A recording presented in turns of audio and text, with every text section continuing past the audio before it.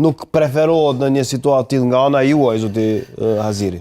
Në këtë fazë që po flasmin nuk ka për te kësaj që po themune nuk ka angazhime politike.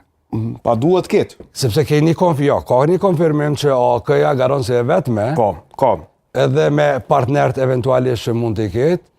Sot u bëha qartë që PDK-ja po ashtu do të garon se e vetëm.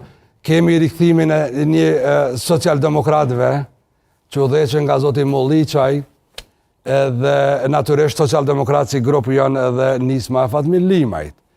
Tani krejt kjo ambient politik është kështu, ne nuk e shohim për momentin që po kalojmë për te kësaj që e shpjegova, një angazhim i madh që të bashkohen gjithë ata që mund të kontribuojnë, që bartin mendim politik, përgjithësi politike, angazhim politik, ma herët e ma vonë, edhe mbi gjitha një hapje ndaj gjithë atyre që mund të kontribuojnë, edhe mrena dhe jashtë, ndërkohë se ne e kena ndërtu një relacion shumë të keq me Mërgatën, bashkë patriotë tonë që jetojnë jashtë vendit.